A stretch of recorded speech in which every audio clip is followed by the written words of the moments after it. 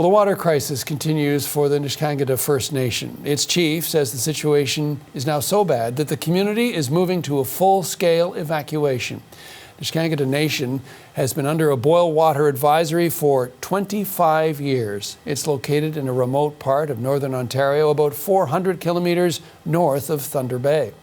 Natalie Kalata has been following all of this for us this morning. Natalie, what more do we know about this decision to fully evacuate the community?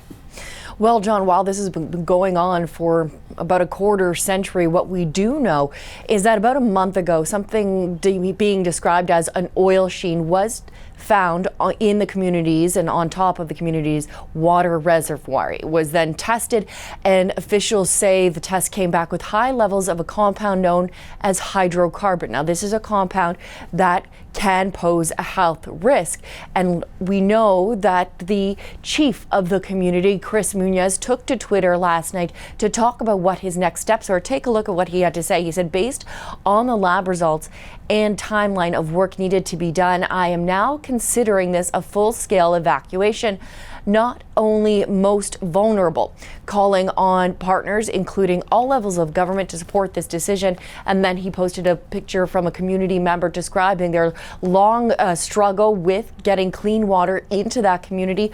Earlier last week, we know that some 230 of the community's most vulnerable were sent to Thunder Bay to live while they tried to get this cleaned up. As for that tweet, it now indicates that perhaps the whole community may be moving to Thunder Bay, which is not very close, John. It's about 400 kilometers from the community itself. Now, as we mentioned, this is something that has been going on for the community for a long time. The Indigenous Service Minister did say that they will cover part of the costs.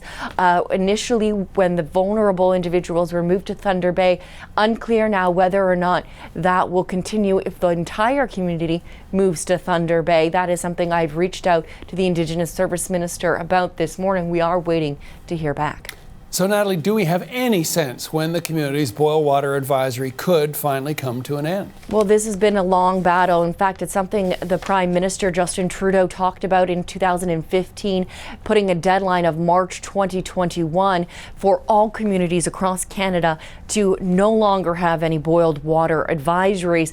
However, he was asked about this on Friday, specifically when it comes to this Ontario community. He talked a little bit about whether that deadline would be honored.